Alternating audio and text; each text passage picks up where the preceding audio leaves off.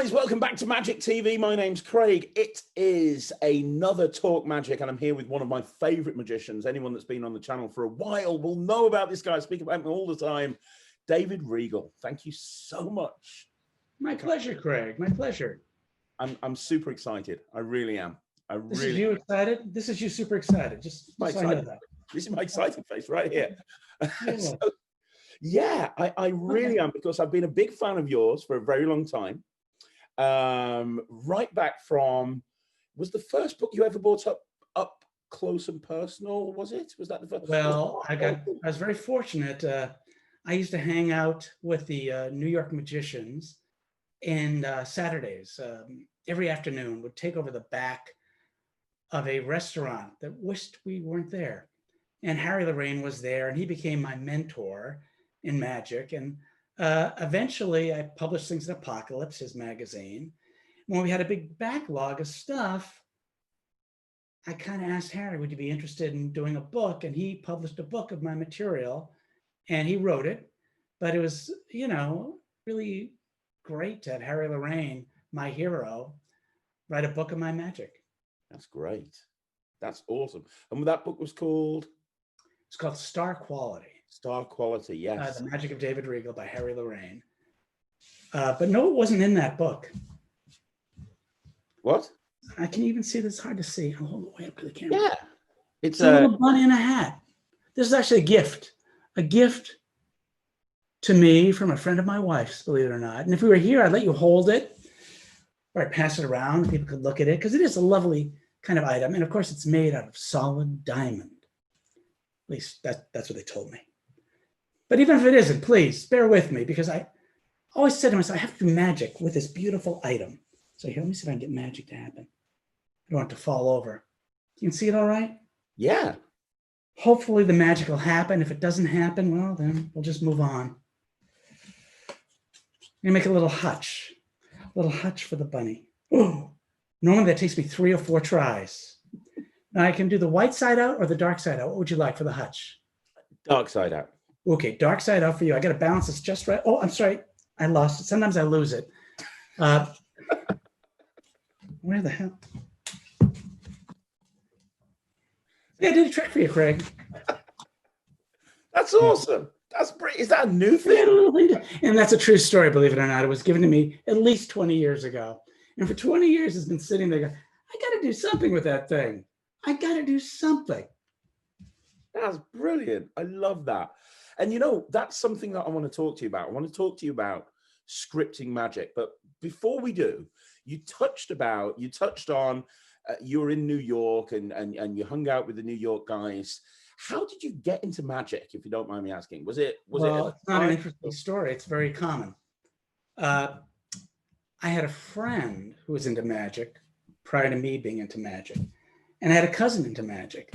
And believe it or not, I remember the cousin doing this card move, changing one for the other. He was a teenager, so I was very young. He was an older cousin. And he was there with his guy friends, and then make, do the back palm and stuff and try and show both sides. But he was doing this table move. And years later, when I finally got Harry Lorraine's close-up card magic, I went, oh, he was doing the curry turnover, because it made such an impression on me. I was watching where his fingers were going, and it was years later I realized, oh. But for being a kid, I had a friend named Jerry. His dad was fairly well-to-do. He was a doctor. And even though I lived in the Boston area, occasionally Jerry's dad would go to New York, go to Tannen's Magic, and come back with these tricks for Jerry. And these tricks, back then, it was like they cost a fortune. Like a $25 trick was a fortune back then. And Jerry had a Forgetful Freddy. The kid trick, you pull off the head, put in a balloon, vanish the head. Yep. Head goes back. I think that cost $25 back then. And he had an appearing wand, like a metal appearing wand, and not a great trick. Look, David, he's holding a red silk, then shunk. It actually went shunk. And now you have a wand. But even though those tricks didn't really impress me, he had a spare copy of a Tannen's catalog, because back then, every year they came out with a new catalog. And Tannen's Magic in the US, I don't know if you know this, their catalogs are hardbound like a Bible and about as thick as a Bible. And he gave me one. I didn't know there was a magic store. I didn't know there was such a thing as a magic store, let alone a magic catalog. And that became, you know, my magic porn at night. I'd be there in my bed with a flashlight reading every page of this massive, thick catalog. And eventually I started getting some tricks here and there, going to some of the magic stores in the Boston area. And there were quite a few of them. And eventually starting to do kid shows. I was a kid doing kid shows. And it was a very enjoyable process and very similar to everyone's way into magic. Of course, the real story is the universally shared one. One of the great moments in magic is realizing, as I said, there's such a thing as a magic catalog. Another great moment, those nights going page by page, making that list of, if one day I have enough money, I'll get this. I have enough money, I'll get that. And you have your little list of things that are within the realm of possibility that you might buy, because this costs $1, this costs $2.50, this one costs $5. And then another great moment when you finally pool the money you have together, because it was your birthday or whatever, and you send away for these things. Then you have those delicious 8 weeks waiting for the package to arrive. And one of the great moments of magic, David, something came while you were at school, and there's the box from that place you ordered those magic tricks. Just a delicious moment in magic. And then you have the worst moment you'll ever have in magic, opening that box, because the crap that's in that box bears no relationship to these descriptions in the catalog that sounded like you had the powers of Zeus at your command. And trying to reconcile, you know, the catalog description with this box of absolute crap, or what certainly seemed to be crap, is, you know, that's a lesson a lot of magicians never learn, because it's such a hard lesson that method and effect are different things. They have nothing overtly to do with one another. And we all know people in magic that love the $1,000 method. Oh, because I'll push the button and the thing will do this and that'll happen, and I'll just sort of watch. And they love it because it's going to send a radio signal to this, or some mechanism will do that. And I understand loving it, but I mean, that's someone who wants method and effect to be the same thing. Mm-hmm. And I think there are some magic tricks or tenyo items, for example, where the method and the effect are equal. Like the cleaver that goes, the ring with crystal cleaver, is that what it's called? Yep. That crazy method and a great effect. Gate and Bloom's magic is, I'd say, that the methods are equal to the effect, because his lectures are the best lectures in magic, because he fools you with everything. And then he teaches you how it works and you laugh because the method is so crazy. So yeah, what confuses the equation, sometimes the methods are just delicious. And I understand their appeal, but the truth is method and effect can be completely separate, and one can have nothing to do with the other. In card magic, you see it all the time, because we get angry when a guy floors an audience with a key card and it offends us. But you know what? Method and effect are different things. And it's the hardest lesson in the world to learn. Doesn't mean we stop loving clever methods, but they're just different topics. Well, here's a question for you. One thing, I mean, you've created so many magic tricks. I mean, you've written so many books. And it's not necessarily a good thing, but it is something that I enjoy. Mm-hmm. And because it's always been my avocation, it didn't hurt me to do that. No. I had no desire to hold on to secrets. I had desire to sort of see if people enjoyed them and wanted to do them. So yeah, I mean, I enjoy the process very much, and I have no apologies for that. But it's not necessarily a good quality. You just want to finish one thing and go on to the next.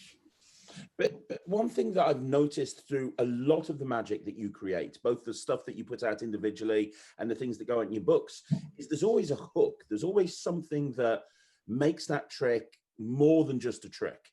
You know, you see those magicians that just present tricks, and you always have a really engaging plot behind it. I remember the first time I saw your cups and balls, and you brought out the plastic cups, and it made me think about the first time I saw that. And then you went on to the big cups, and then they came back, and I'm like, that's just genius. That is just brilliant. Well, very nice to say that. I think the truth is, because people actually listen to this interview, I do believe all magic is written. And in my case, some is written better than others. I mean, it's not, I do think sometimes I come up with a good solution for a hook. So I don't have false modesty. I do feel like sometimes achieve that, but I don't always. And some of my, solutions as to what the hook will be are a little, I don't know, anemic. And later, as years go by, I'll hit something else that I feel is a better hook. But very often, and it's the thing that makes the difference. I go to the Magic Castle, and I do the ambitious card. I call it the puppy trick, because I decided one day, why don't, instead of just them writing their name on the card, maybe I'll draw a puppy, and they call it the puppy, and that's why it's coming to the top. Not a great idea, or even an original idea. First of all, it's a one-word thought. I'm puppy, So I'm not trying to say I was a genius, but I tried it, and it really changed the trick, because at the Magic Castle, everyone does the ambitious card. I've never heard anyone in the lobby say, "Oh, did you see that guy? He makes the card come to the top." Never heard that once. All the years I've been at the Magic Castle, haven't heard that once. However, how many times have I heard, "Did you see the puppy trick? Shh, don't tell him. Did he see the puppy thing? Oh, you got to see the puppy." I've heard that over and over, and I realized, oh, well, that really was a hook. And not only helped me perform a more entertaining version of the plot, which is a card coming to the top, it really gave the audience what I try to do, which is give them rails on which to travel. Yeah. It's not this amorphous thing where they have to try and figure out what's going on. No. Here I am. Who's here? Here's the person I am. Here's the reason I'm going to show you what I'm showing you. And the puppy trick, it's like, maybe you want to know how card tricks work. That's a hook in and of itself. And that can be applied to almost any presentation of any trick. You shouldn't do it for all of them, but for those of you watching, that is almost a generic. It can apply to so many magic tricks. Or magic plots. And I say, I'm going to teach you how tricks work. We train our playing cards. They obey our commands. And in fact, if you train a card, it will obey your commands. Would you like to train a card? And it's intriguing, because what does that mean? But I'm giving her kind of a power. Really? Yep. And then we go on with what I told you. She draws a dog. And essentially, it's a very big, fat version of the ambitious card. When I say big fat, it really is big. How so? Because normally, I can tell you how big the stage is for the ambitious card. It's 2.5 inches by 3.5, the size of a deck of cards. And it comes up, goes in, comes up, goes in, comes up on that stage. My stage for the ambitious card, I do it with 2 volunteers, a man and a woman. It starts behind her head. It goes past me to behind his head, and it's happening here. And I only did the word puppy, and I waited to see what would happen. But I started to notice, wow, that's different. It's playing here. And what else was different? Well, the ambitious card is generally about the magician. Look, I made it come to the top. Now I'll make it come to the top again. Wait, I can do it 17 more times. It just keeps coming. And it's the magician. Look what I do. And I realized after I just started doing this thing with the puppy, it's not about me. It has nothing to do with me. I'm a bystander. She's doing it when she draws a puppy. Oh, it won't work for you because it's her puppy. You have to draw your own puppy. And now it starts working for him. And then the routine is a escalation, a climax. And I wrap a leash around the deck. It's like Daryl's rope escalation, but I use a different method. And so anyhow, I like talking about that when you bring up scripting, because it was just one word. And very often people are terrified when you start saying the word writing or scripting. They think they're going to have to go like this. And if they want to, they can. or they can just think puppy. That's a one-word thing to try.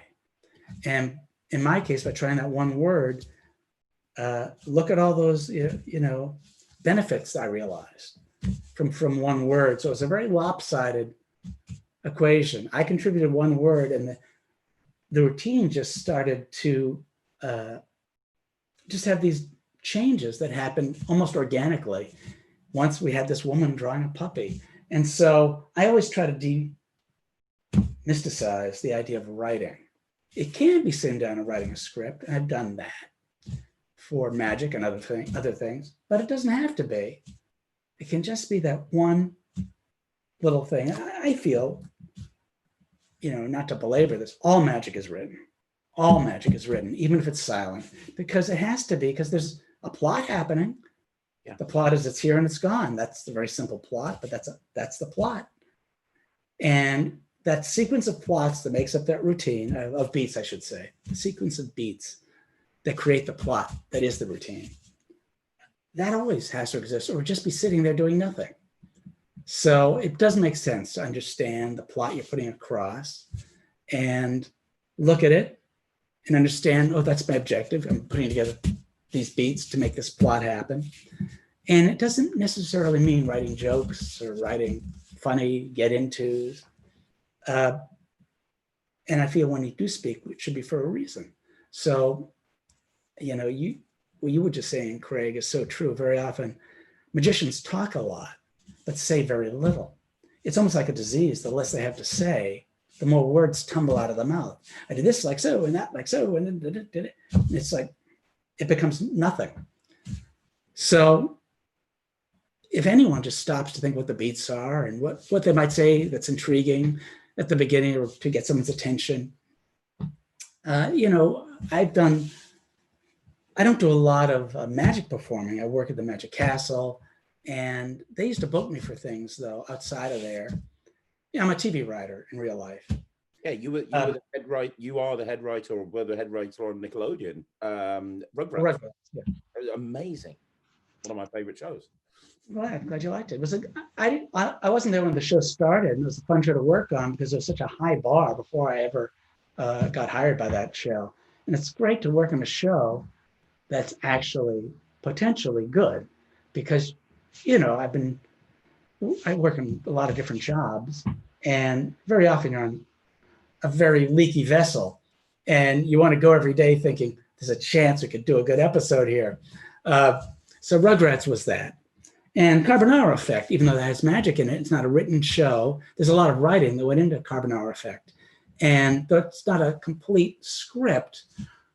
As you might imagine, these things are very plotted out, and a lot of thought went into the beats that might, put a subject off balance and have them believe that a magic effect is something happening in real life. That took a lot of thought and a lot of plotting to make happen, and some of our more ornate bits. But I forget what I said with writing, but yeah, all magic is written. And very often we say the most when we have the least to say. And so when you talk about the hook, I don't know, I now remember. When I was booked to do walk around, what's the hook? Because you want to get someone's attention. I remember when Tenya came out with that fantastic prop, that bandana, which if you took a picture of it, the card revelation appeared in the bandana. Yeah. That's a crazy great prop. But I mean, it's just a prop. And I thought, well, okay, it gives me a great in. I'd go walk around and I'd say to a group, I'm sorry to interrupt, but the host, I mentioned his name, he's a great guy.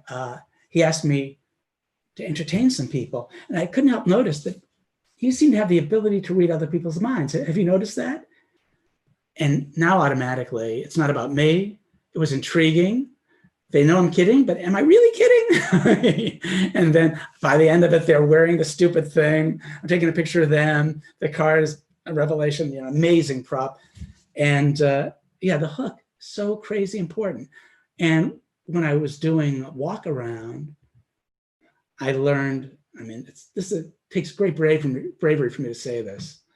Sponge bunnies is one of the greatest close-up tricks in all of magic. Not sponge balls, sponge bunnies. I'd say the dirty word in between the word sponge and bunnies, but I don't know who your audience is. And if you talk to a real working magician and mention that, they will agree, because it's not a matter of opinion. We could have a long talk about why that's true. I think it's true because it infantilizes the participants in the best way possible, because we don't play that way very often as adults, and such believing something so silly is real. But when they're playing that game, I think something transcendent happens. I know it's lofty to say that, but I believe it, because the reactions that gets, they go beyond the effect. What's crazy is I just 2 weeks ago, I was doing another one of these chats with Sean Farquhar, and he said exactly the same thing. Oh, really? That's word funny. for word. Yeah, because I said something on my channel about sponge bunnies, and he's like, right, we're having a conversation about this. It's the greatest trick ever created. And if people say no, if people say it's stupid, these people have never done it. Because there's ways to do it that are fantastic. And my routine was, look, I've done sponge bunnies. When I did walk, it was short and sweet. The two got together, they had babies. First they're together, they separate them, they go back into their hand, and now one more time, babies. It's about as short a routine as it could be. But at the Magic Castle, I like changing my act all the time, because, as I've said already, I like the process. And if I opened my briefcase and looked at these things, oh, you guys again, I would change the act. And I started doing different themes, writing different theme acts for different times I'm booked at the castle. And for some act, I forget what the theme was, I ended, my closer was sponge bunnies. My closer. And it really was a closer. I mean, this thing was just, it was everything. I was doing chink a chink with a sponge bunny for one of the phases. I mean, it just went on forever. I was talking about, what's the word I'm looking for? Tolerance and acceptance of different, sexualities within the sponge bunny routine. Because there's always that, you take the man, I'll use the woman. Which one's the man? And I turned that into a teaching moment. It doesn't matter. Love is love. So anyhow, I closed with the sponge bunnies. Wow. And it was kind of a crazy routine, but I love doing it. I love sponge bunnies. So there, I've said it. Now you know. There's nothing wrong with that. Nothing wrong with that. But you talk about the hook. Where can people get in? How do you find inspiration for that hook? Because again, I've seen you perform over and over again. I've watched a lot of your performances, and you always draw me in, but it's always in a completely different way. Like I remember the coin routine you did years ago on your L&L set, and you talked about the flash, and you were about to do a penetration routine, and I'm like, I love superheroes, I love that. But every single time that you do a different routine, there's always a hook that draws people in. And how do you find that inspiration? Well, I don't think there's necessarily one way, but what you're saying is really an interesting thing. And rather than me taking credit, I'd rather give credit. I used to, as I said, Harry Lorraine was my mentor. And Harry, Lower East Side Jew, doing magic, New York style. So look, I feel Harry's best performances have never been seen, because I've seen Harry work for lay people. And Harry with lay people, it's kind of amazing. And I said we got together in New York at a restaurant. They'd let lay people wander into the back. And so imagine 30 or 40 magicians going after these lay people to do tricks. Oh my God. Anyhow, Harry would sometimes be asked to do a trick. Show him something, Harry. And Harry would do a trick. And I'd realize at some point, because I'm just watching Harry work, the audience, which, just diners in a Formica table at a restaurant, they'd be like this, watching Harry. They would be riveted. And I go, shit, I'm sorry. Did I say a bad word? It's fine. You can, no, there's no kids on this channel, so you're good. Okay. I didn't pay attention. I didn't see when that happened, when he hooked them, when he riveted them. I got to watch next time.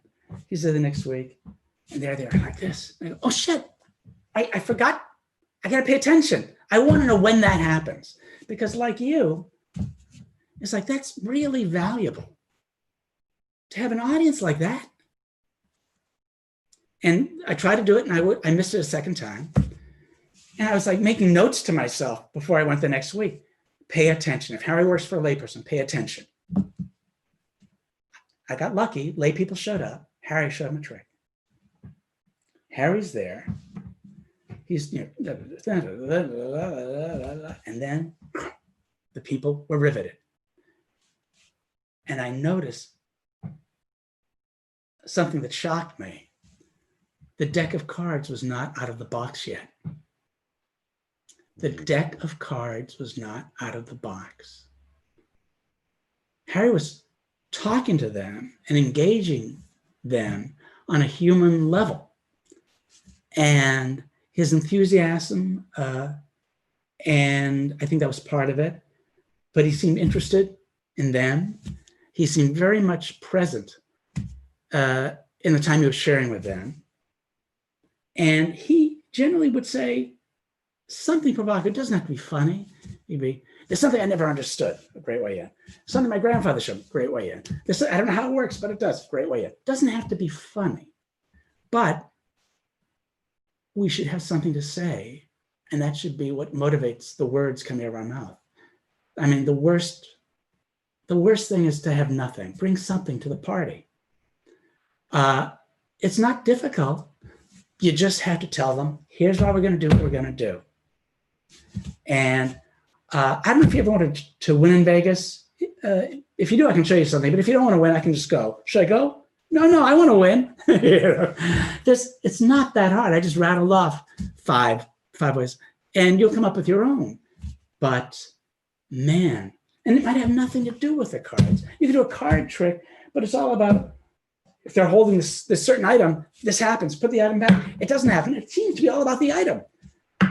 So there's all ways to interest people, and all ways too of making, if you're a card magician, of making the plot seem different. When I went to see Ricky Jay and his 52 assistants, I got to talk to him only because I was with a magician that knew him. And I said, I hope he didn't feel it was faint praise. I said, wow, you did a night of card magic, and no one thought they saw the same effect twice.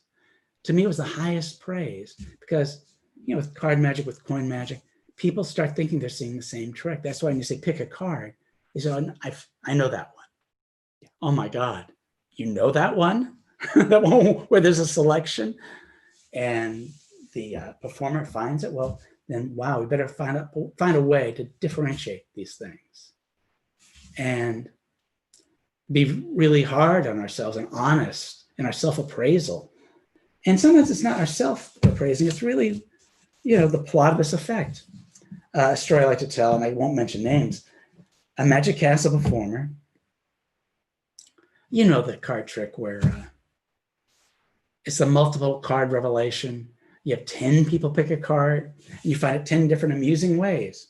Well, this performer, for whatever reason, decided to have virtually everyone in the close-up room, 30 people, whatever it was, everyone picks a card. They all went back in the deck, because I guess for some reason, he wanted to prove that he had 30 different ways of finding cards. And Craig, maybe it's possible to do 10 or 12 and keep this thing afloat. And here's how I find your card. Here's how I find your card. How about your card? I find your card this way, and your card, I find it that way, and your card, I find it this way. But he's doing, here's how I find your card 30 times. And after about 15 or 16, you see people looking at other people. How many people pick cards? They're actually trying to figure out how long this is going to take. Okay, I guess he's going to do this 15 more times. And now it's like paying some price in this room. And here's how I find your card. Here's your card. And everyone's like, when do we get out of this prison? He finally finds the last person's card. So why don't we do something else for a change of pace? And people go, oh, thank God. Gambling. Okay. Here's how I find the aces. Here's how I find the kings. And it's the same effect. So in other words, for 30 times, I think, okay, he knows how to find cards. He really knows how to find cards. And then he says, I'll change things up with gambling. And here's how I find cards. So there was one effect for 20 minutes for this poor audience. So we have to be hard on on what it is we're doing and what the audience is experiencing. And when you say, how do you do it? The real answer is just stop to realize we should answer that question. Because if you stop yourself and go, maybe this should be a hook, you'll have one. I think people get confused. And I think the trick is just, I don't know, by itself, it'll be great. And that does screw us up sometimes because some tricks really are great. You do matrix or shadow coins or, no card chink-a-chink. It's a great effect. If you just do it adequately, people will be able to appreciate it on some level. But most tricks aren't that. Most aren't. And yeah, if we stop to think, what could make this interesting at the top and make a little list. So Ryan, just make a list of what's happening. When I'm shuffling the cards, now I'm dealing them, now I'm shuffling again. Well, there's a lot of shuffling and dealing going on there. Can I get rid of that stuff? I can't. Well, how can I make it funny? How can I make it interesting? How could I make the time go by so no one notices that we've done this awful procedure that we can't seem to get rid of? So I think the real answer is realizing that there is a question to be asked. Is there an intriguing thing I could say here is the question. And if you don't stop to ask it, you probably won't come up with anything. If you stop to ask it, I think anyone will come up with something. That's brilliant advice. On that subject, can I ask you one other question? How important would you say characterization is and finding a character for yourself when it comes to scripting your act and scripting your magic and developing your hook and your transitions? Is characterization something that people should focus on? Well, let's make that two different categories. Okay. One is a performing character, because most people aren't exactly themselves when they perform. I mean, if you meet Bill Malone and you see Bill Malone perform, they're different. He has sort of a performing character. I think we all do, because it's not the same as just riding the bus when we're performing. We're addressing other people, and that alone changes the person we're projecting. So let's call that a performing character. Let's call it like a real, character act, like Handsome Jack, if you know him. He comes out as the male model. He's bald and skinny, and he jokingly refers to himself as the male model of magic, or some words to that effect. Lucy Darling, Carissa Hendricks, has her sort of cocktail girl in her beautiful dress outfit. Those are real character acts. And I think we know the answer to that. If you want to do a character act, what do you think is a character that'll be a great character for you? Even Martin Nash was kind of a character act, the riverboat gambler. And Piff character act, the disgruntled guy in a dragon suit. And those are, not a mystery. It's like very often a comedy angle that gives you something you can, point your material toward. If Handsome Jack's going to be the male model of magic, he can take a plot and then go, is there a version I could do that would work for this character who thinks he's God's gift to women? So that's a target. You have a character. He thinks he's God's gift to women. There's all the material that exists in magic, plus material I can come up with. What would work with this character? This character, what would really fly? Because some tricks, like doing Matrix for this character, probably not. But he has things, win a date with Handsome Jack. Oh, that fits, because he's turned some card trick into winning a date with Handsome Jack. So, there's no one answer. You decide the character you want to be, and then come up with what you think is a good match. And again, once you have a target, pretty much anyone can work on hitting that target. The trouble is some people don't have a clear idea of what their target is, and they don't see the target. They haven't formulated a target, and they don't know there's a need to be filled. Performing character, I think, is more applicable to most people, because it's not a big comical character, or like the Riverboat Gambler, which is almost a theatrical character. Most people performing, the advice, just be a version of yourself, is not necessarily good advice, because if you're an asshole, why would you want to be that? Yeah. When you perform? If you're offensive, if you're hard to take, if people, if you have problems with interpersonal relationships, why would you want to be that person? No. Then you go, okay, what can I be? And, you know, anyone can do magic well. Anybody. Because if you're reserved, you could, you know, come up with a performing style that fits that. If you're not a kind of in-your-face performer, you don't have to be with magic. In fact, sometimes it's absolutely the wrong way to go. It's kind of the stereotypical bad magician. So people that are effusive but are not offensive, it's a really interesting fine line. I love watching Henry Evans perform. Effusive, very ingratiating though, really a winning performer. At the same time, high energy. Juan Tamar is very energetic, but very winning personality. The people that are offensive are the sound like used car salesmen.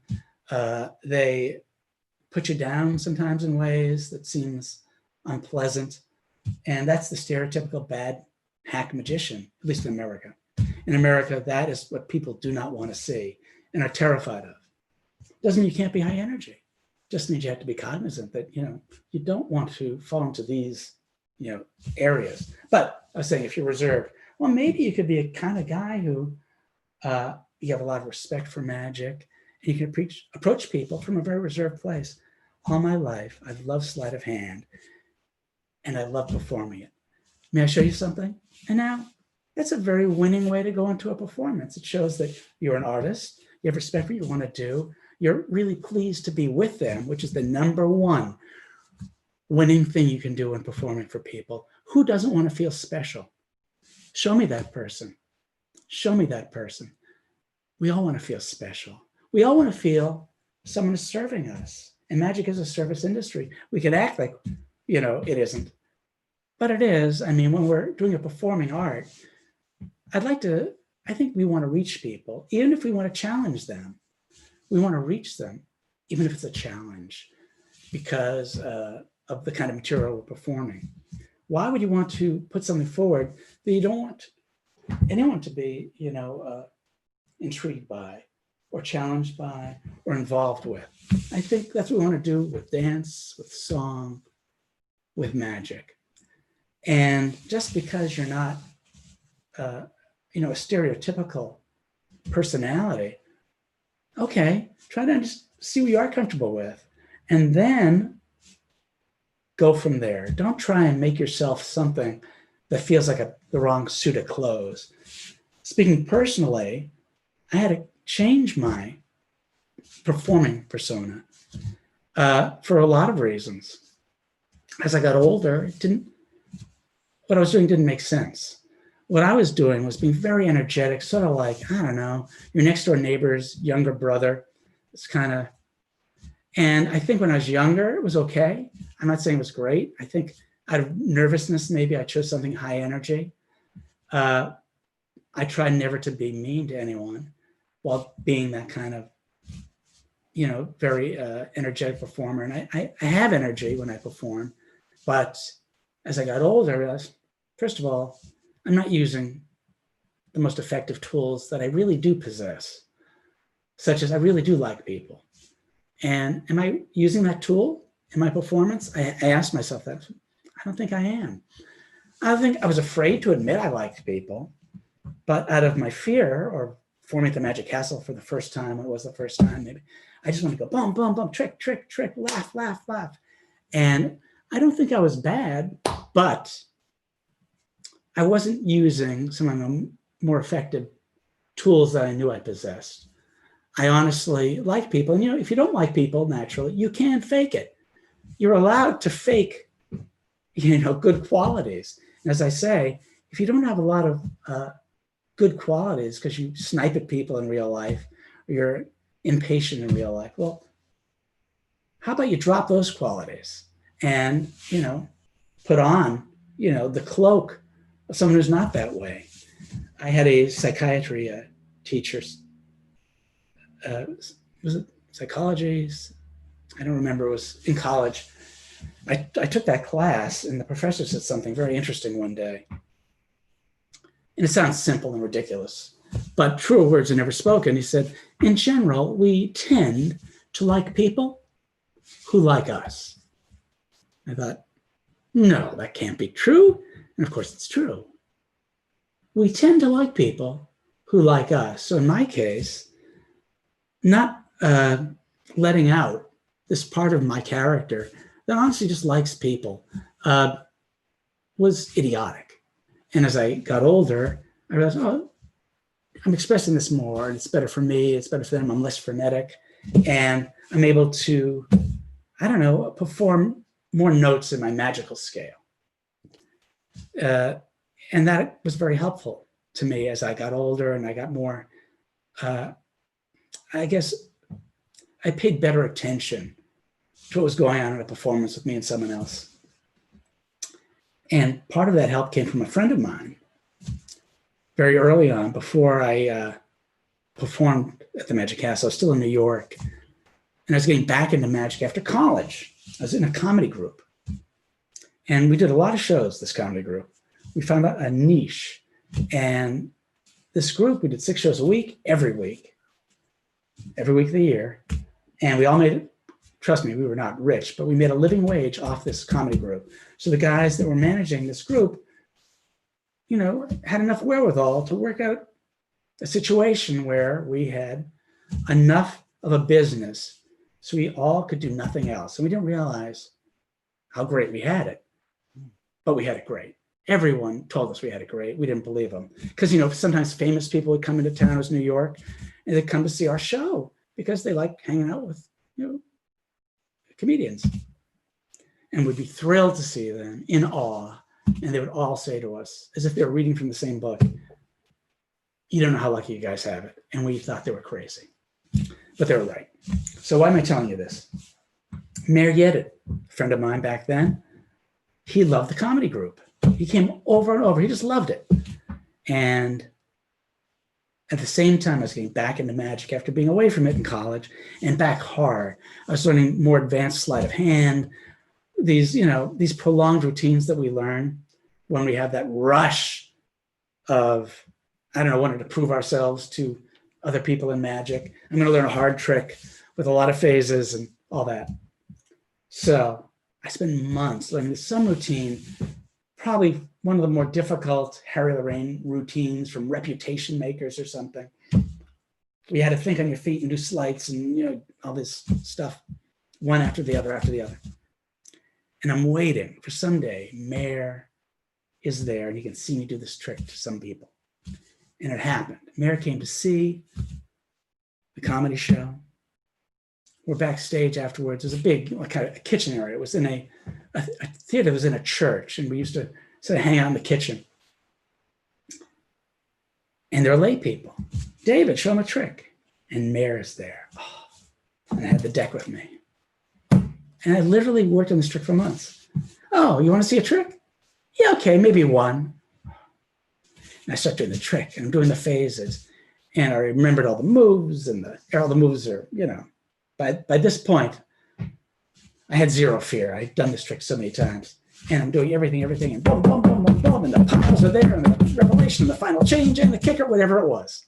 And I put it away, and they seemed to like it. I was thrilled. I didn't even look at Mayor, because I knew he was going to come up to me and say, wow, David, you've been practicing.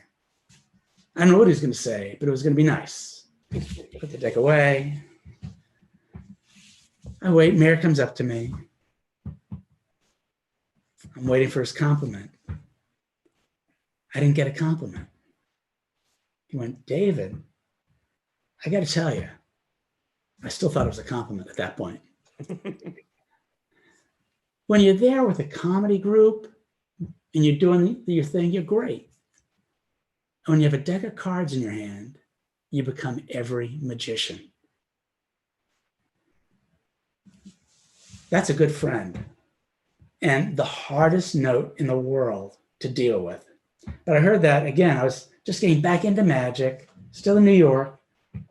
And I remind myself of that note over and over. So when you asked, I think it was 3 hours ago, how do you come up with a hook? Well, it goes back to that note from Mayor. Don't just be every magician. Who wants to be that? Nobody. That is amazing. That is absolutely amazing. That's going to help so many people, David. That's really good. Can I ask you another question, completely going off what we've been talking about?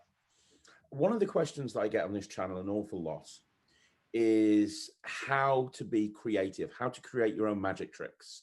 And I think that magic does attract a lot of people that have that kind of creativity. They see it all around them. They see magicians creating magic tricks. They want to do it themselves. You just want to, I know. And sometimes that leads to tragedy. And first of all, embrace the tragedy. They're not all supposed to work. It's a process. You have to enjoy the process. And wanting to do it, that's motivation. And you have to get used to things just going to hell. Or it works, but then you look at it on video and you realize, oh, it's not as good a trick now. You thought it would be, but it's not. You know what? You have to embrace that. Embrace the failures, because you're going to have many more failures than successes. And even if it's just working to the same effect, normally, I mean, if you're lucky, someday, you'll have an idea and you'll do it and it works and great. That can happen. I'm not saying it doesn't, but it's idiotic to think that's what's supposed to happen. No, what's supposed to happen is you're supposed to be wrong, or half right, or right for this, but it created another problem. That's the reality. And I think a good place to start, look, we can all be inspired, when we're relaxed, taking a shower, we've all been there. Normally it's showering or relaxed in bed. Moments of relaxation, we have a thought, and inspiration happens. You can't be a professional and rely on inspiration. I've done 6 years on the Carbonaro effect. You're not waiting for inspiration. You're contracted to produce these episodes. Same thing with sitcom writer. People say, well, you don't have an idea. Come on, you're contracted to produce, and you must produce. But having said that, most of us, when we're coming up with magic in just our lives, there's no deadline. So there's no fear of failure. That fear of failure should only come around where someone's going to fire you if you don't have a kick-ass idea. And then you're allowed to be concerned. Yeah, I really have to come up with something. But when you're doing it for your own enjoyment and to see if you can, the last thing you want to do is start beating yourself up. So go in with an assumption of failure. And a good place to start with coming up with a trick is something we all have in common. We've all seen a trick, either from a book that we've seen someone do it, or a trick that's on the market. We've seen the video or see someone do it. And what do we think? We think, that's pretty good, except for that shitty part. If it didn't have that shitty part, it'd be a much better trick. We have all thought that. Or seen this trick, oh, I'm fooled. Oh, that's obvious. I'm fooled. It was really good up till that happened. That's a good place to start, because you go, could I get around that? Could I make that bad part disappear? And one reason that's a good way to approach that problem is it gives you a nice specificity. In all magic, you want to have intent. You generally don't end up with something great by having no intent. In other words, I want the intent at the end of this effect to be people laughing and holding their stomachs, or I want their intent to be, did I just do that? Or I want the intent to be, that freaked me out. We should have an intent not just for the end, but every step along the way. When I say, my grandfather showed me something, I don't know where he learned it, but it amazes me every time I try to make it happen. What do I want them to feel when I tell them that? I want them going like this, I want to show them it's very fragile, but I want you to hold it. I want to see them going, I really can touch it. Whatever my beat is, I put in this beat with an intent, and then I either succeed or fail at that intent. That's very helpful, because if I put this fragile thing in front of them, I go, Oh yeah, I bought one of those at the dollar store the other day. Oh, okay. that did not satisfy my intent. I better change that object. Or fail for any other reason. Without intent, it's very hard to measure our successes and failures at the little, beats along the way in a routine. So having a part of a trick you don't like, of an existing trick, because let's face it, most plots are not that original. Most plots are based on other things. Even if the method is different, the idea is similar. Something's going to disappear and go somewhere else. Something's going to change into something else. The plots, if you break them down, to their elemental nature, have a lot in common. So if we have that thing we don't like, we have specificity. Our intent can be to get rid of that thing we don't like. We can succeed or fail at it. And if we fail at it, you might never get rid of it. And you might never succeed. And then that's okay. Because someday you look at something and you will succeed at getting rid of the part that's not so good. And you'll surprise yourself too, because someday you'll look back, you haven't looked at that thing for 3 months because you failed. And you see that part that you can't get rid of. But maybe you'll come up with something so people won't even notice it. In other words, it still happened, but no one will notice it happens. And in card magic, I find that's a solution very frequently to some awful things that you have to do. Like I try to get rid of those moments in card magic where cards come up against the deck because you're getting rid of a card, you're getting a card. A lot of methods have that, and you can work harder to get rid of those, do more sleights. Oh, look at the mottled effect we have here. Should I turn on a light? I'll turn on a light here.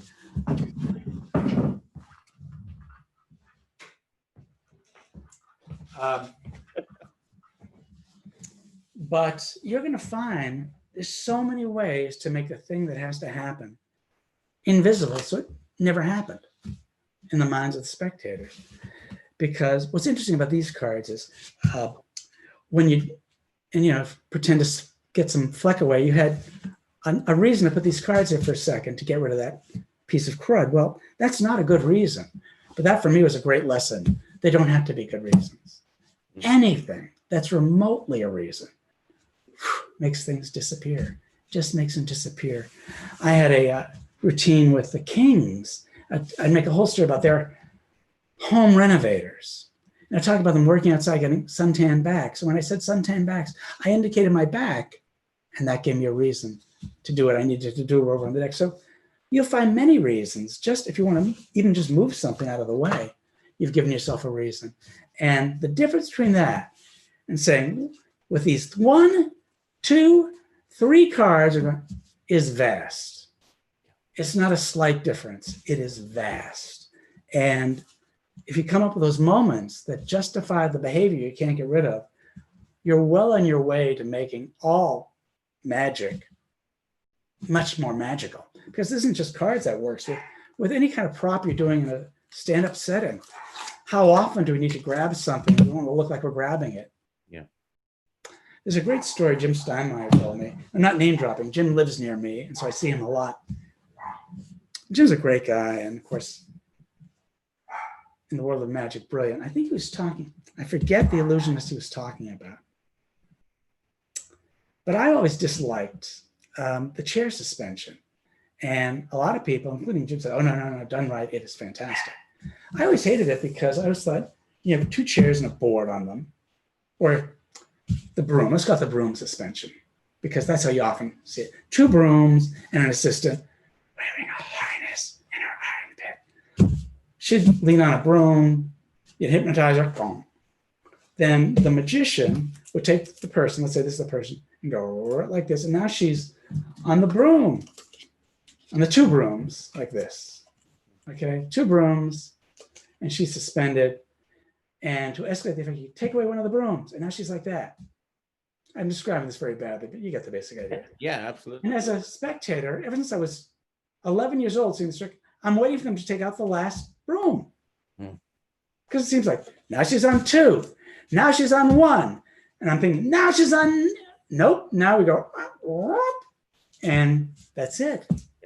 And there was always that ratchet moment because the harness had to be set free. You always had to go up a little bit and then set her down. You'd see 1,000 magicians do that trick and then all that ratchet moment. Now let's let her down. And she was telling me about some performer. I'm sorry, I forget the name. It might be in the interview section. I interviewed him for my book. It might be in there. But they used a stool at some point in this routine, I guess because she was too short. She stood up on a stool. Now the stool is over there. And now she's in this position, sideways on one broom. And you have to ratchet her up. And so the performer reached for the stool. And that's when it happened. The stool was just beyond his grasp. And he had to reach for it. And that's when the ratchet happened. And no one saw it because he was reaching for that stool. I thought, that's just brilliant. So, yeah, a motivated action doesn't have to be a great reason.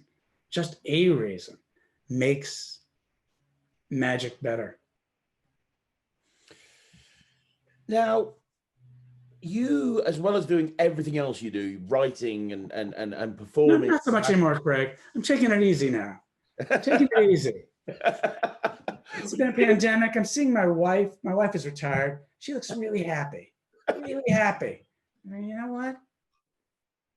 She's got something worked out there. Anyhow.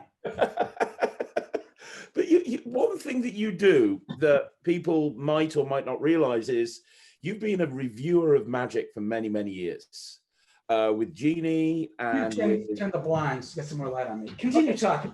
Yeah. So you've been a reviewer of magic for a very long time with Jeannie and with Cosmo, Real Magic. Yeah. So you've seen a lot of tricks, and you talked at the beginning about the feeling about opening that box and it's full of crap. Yeah. For the people that are watching this, and I asked around, I said, I'm going to be speaking to David Regal. Are there particular questions that you'd like me to maybe address? And a lot of people said, how can I release a magic trick? I want to become famous. I want to become a creator of magic. How can I release a magic trick and make sure it gets a good review? Now, you can't make sure it gets a good review. You can't make sure it gets a good review because it's a shitty trick. It shouldn't get a good review. What I try to do, though, and it's gotten worse. It used to be you got better tricks to review. I think now that magazines don't drive magic, both magicians and magic enthusiasts, the desire to have good props reviewed has gone way, way down. It used to be years back when magazines, they still exist, but they used to really drive magic. If you were into magic, you got all the magic magazines, you looked at all the ads, you read all those reviews, and a good review in a magic magazine would mean sales. That has gone away substantially because magazines are not a driving force because of the digital world. Because of that, I don't get many good products to review. I get some and a lot of junk. I mean, things that are just not good enough. And I try to never review those if no one knows about them. If there's a lot of talk about them and I don't think they're any good, I will review them. But if no one knows about them, I try not to, because why? It puts me in a bad position. It puts me in a position of saying, here's something you never heard of. You were never going to buy it anyway, but I'm here to tell you it sucks. Who did that help? No one was going to buy it anyway. No one had heard of it. I'm just smacking the inventor.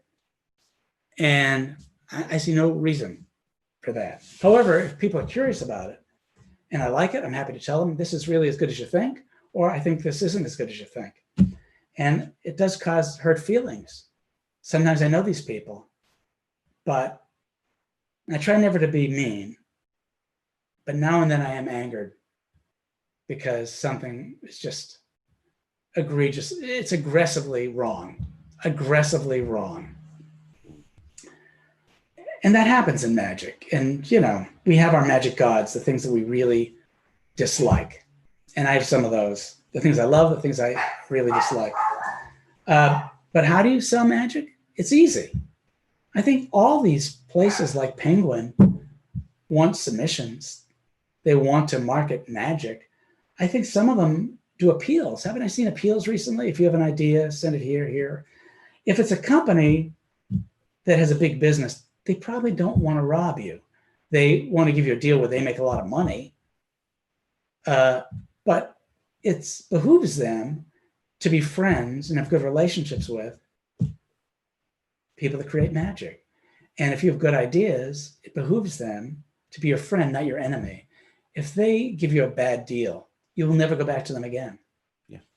And so if it's a reputable company, in general, there isn't motivation for them to anger you. And they'll tell you what the deal is up front. Then there, unfortunately, depending on how you work it, there's an honor system at play. If they say, well, we sold 500, here's your $500 or whatever it is, that's one thing. But if you're the one selling stuff directly, there isn't an honor system necessary.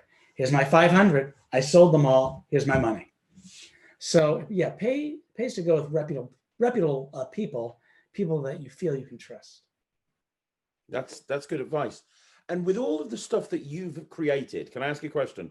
What's your favorite product that you've ever released? Not very different out of a book, but actual product. I think Clarity Box I liked because it was very unusual at that time, and it really solved the problem elegantly, and it fooled everybody. And it gave me a lot of satisfaction because it was on international television within like 90 days. And it was also truly ripped off in 90 days. But I don't mean the other clear boxes. For those of you that don't know, it's a switching box, but it's clear. So you see an item in there and it gets switched on the way out. You know, other people make clear switching boxes after that, and that's fine. That's magic. That's magic. But people, when I say knocked off, I mean really knocked off. David Regal's Clarity Box, but it wasn't mine. I mean, totally knocked off. So that's, when I say knocked off, that's what I'm talking about. Other people coming up with their own versions, you know, happens all the time. But being really knocked off with other people making money off of David Regal's Clarity Box, and they just knocked it off. That was annoying, but that was gratifying. Sudden Deck was gratifying because both those tricks found a huge audience. Sudden Deck, just last year, someone did it on one of the Got Talent shows. So it was on, millions of people saw it, and that's very gratifying. It was on BGT this year. It was on BGT, just gone. Oh yeah. It was done again on BGT just a few months ago. And it was knocked off again when it got onto one of those talent shows, and I had to write to some magic company and say stop selling it. Yeah, and it is knocked off. I see this stuff still around, but you either get a lawyer or you don't, and you have to make those decisions. Yeah. Sudden Deck is so great. I mean, I've seen so many competition acts and they open with Sudden Deck because it is the perfect opener. I saw John Armstrong do it on stage, the Magic Castle. It never occurred to me you could do it on stage. And it worked great for him. And each version has got better and better. That one thing that you see in Magic is you see the version 2 and the version 3, and there's hardly any difference. But each version that's come out has actually had an improvement. It's actually made it so much better. And there's another one I'm trying to do that will have a couple of tweaks to it that I think will make it more useful for people and more durable too. It's one of the tweaks, more durable. So you won't wear it out after a year and a half. It'll be there forever. Well, that's good. That's good. Yeah. Here's a question for you. What next? And what I mean by that is you have achieved so, and I'm talking about what next in Magic, but you've achieved so much. You've literally written a book over and over and over again. You're highly respected. You've performed and lectured all over the world. You've released so much amazing products. You've been at the Magic Castle so many times. If you never performed, created, lectured, or did anything else ever again, your legacy is set. Excuse me, I need to make love to my wife right now. It's so true. It really is. You've had the career that most people dream of. By knowing you as well, I know you well enough to know that probably you're not, you've only just begun. So what's next? Is there another book down the line? No, please don't say that. Please. I just came out with the last book before the pandemic. Don't start with that. I have a couple of tricks that I came out with that I'm going to put in Genie because they came, I mean, I came up with them right after the book. This is a shame because they're stand-up tricks. I did them in the parlor at the castle. Damn, I felt very upset they're not in the book. So that'll come out. And I still do, it normally takes me quite a while to come out with tricks, but I have a few things that, they're almost done. And by that, I mean, by the end of the year, I should have a couple of things. Some I will only sell to my mailing list. And if people, actually, I don't have a link to give you, but if we I can put any links on the screen down below. Okay. I can the link to my mailing list. There's some things I'm only going to sell to my mailing list because some things cost so much to make. It's impossible for me to price it in a way that it could get jobbed and sold to stores because it'd cost much money. So I have to sell them direct. And a couple of interesting things. So yeah, join my mailing list. I don't send out a lot of mail. Every few months, maybe twice a year. It's not often, but I have some very interesting things coming out, and I have a couple of things that will be more mass market because the pricing, was at a place where I could, job it and everyone could make a buck along the way. But and then I do out of joy. I do it because I like the process, and sometimes I really think I'm coming up with a better version of something. Other times, like I did something with Danny Weiser, it was just a gimmick that I thought was really nice and very useful and different. And so I came out with that. And you realize you don't make that much money when you're splitting with someone else and, and then it's going to a jobber. So no one should get into it to get rich. But that said, I never looked to magic as a business. I always wanted it to be my love, my obsession, my therapy. But it has pulled my ass out of the fire several times in my career. If I thought I had a job, a writing gig, and it was in the bag, oops, it went away. Well, how am I going to, make a living this year? I was very lucky. I was able to lecture, or I had a product or a book, and some of my things have done well, and I don't take that for granted. And they happen to have done well at moments where I needed something to do well. And that was just fortuitous. So yeah, there were years where I thought I had a writing gig more than once. It fell through. But this world I'm in, this magic world that I just love, has helped me out. And now, though, I really do it just because I love the process. I just enjoy it. I enjoy trying to have things manufactured and everything goes wrong and you tell them no, fix this, fix that. And, things go wrong you never even could have imagined, which is part of the delight of it. First, it's the terror of it. You realize, it's always going to happen. It's always going to happen. Something I didn't even realize could go wrong. It's like, we fixed that thing for you. No, don't fix that thing. It happens all the time. And you have to realize it's going to cost money to prototype the stuff and not everything will work. So it's just money gone. But my wife's very understanding. At some point in our marriage, I made some money with magic. I said, this will be my little magic pot. And everything I do will come out of it. And generally, the pot goes up. Sometimes it goes down. Oops. Then it'll go up. Sometimes it goes down again. Then it'll go up. So it's a lot of successes and failures combined. And you have to be willing to deal with all of them. And it did hurt very much to get knocked off in a lot of ways. Because in the case of the Clarity Box, that item sold very, very well. And to get that kind of a grand slam doesn't happen with everything I put out. Some things do okay. Some things do just breaking even. But every now and then I've had something do very well. And when that happens, you go, oh good. And to get knocked off, it's rough. I've spoken to other magicians about it, like Angelo Carbonaro and whatnot. It's not a good feeling. Yeah, it's a punch to the gut. Have you, one thing that we're seeing a lot about in magic now is people seem to be releasing downloads every 5 minutes. What's your view on downloads? Would you go, what's your I've done some for Penguin, because I said, well, you do some stuff from your book. We shot them all in like one day, and it was just a lot of material, and it was all right. I mean, I like books. I don't mind downloads. I don't mind video, I should say.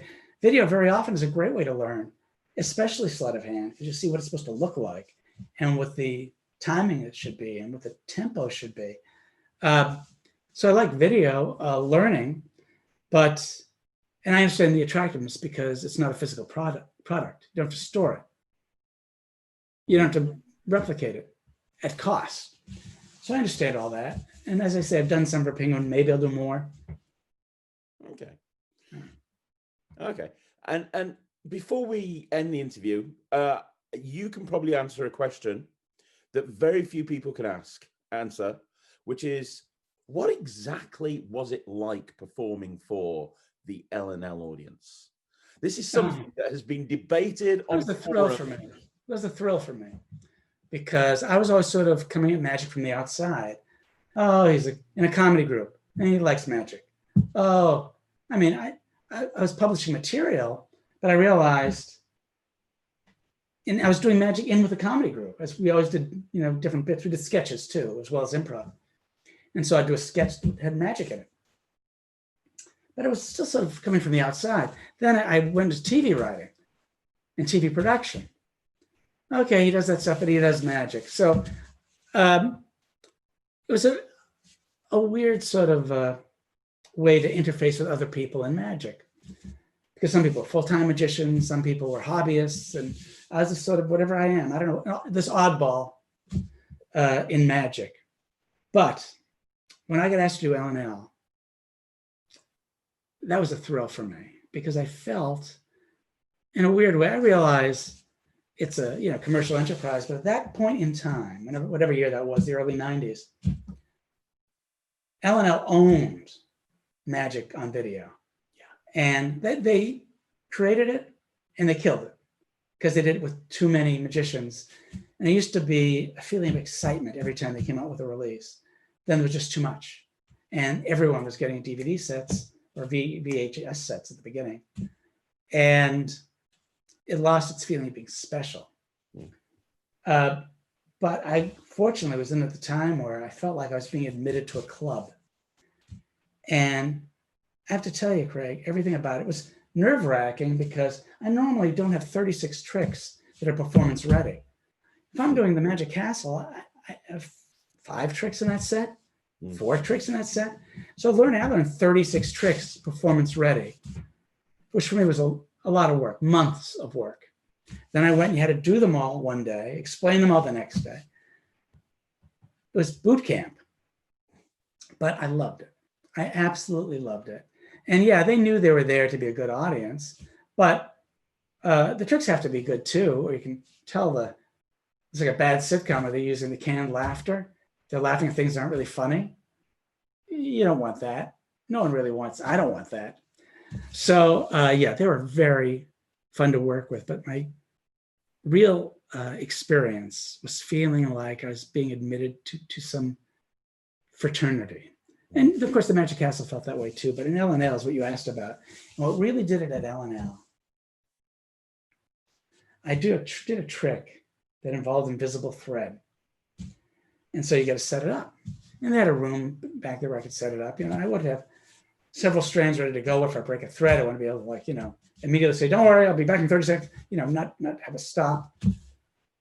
And so the way I split thread is the way everyone does. I start with woolly nylon, a piece, put some putty on it or tape. I have to tape it to the wall. I'm there in this room to tape my woolly nylon to the wall before I strip it. And I find the perfect spot. I go to put my thread there, and there's already a strand of invisible thread hanging in that spot from some other great magician, But I don't mean other great magician, but a great magician. Someone that I really respected because all their videos had great people on them. And I was really pleased to be able to be in that group. And there's someone else's thread. I don't know whose it was, but it was a good magician because everyone at that point was a good magician doing those videos for L&L. And I can't tell you how happy I was to stick my thread next to that thread that was already there. That's awesome. That's brilliant. It really is. And I've got one last question for you, David, that I want to ask you. You've mentioned earlier on about how Harry Lane was such a big influence on you and a mentor. And I interviewed John Costafaro, I mentioned earlier on, and he described you as a mentor and a big influence on his career. Oh, that's nice. So my question is, how important is it when you first get into magic to find a mentor? And how do you go around doing it? Because these days with YouTube and Facebook, you can literally get into magic without even leaving your bedroom, just by being online and being on various different Facebook groups and the Magic Cafe and all these different places. How important is it to find a mentor that you can meet up with to help you? And how would you go around doing that?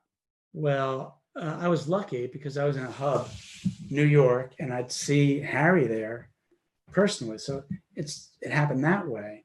But many times in my life, I've had to reach out to people, and I'm introverted in that respect. And it's very awkward writing a cold letters, back in the day of letters, now a cold email.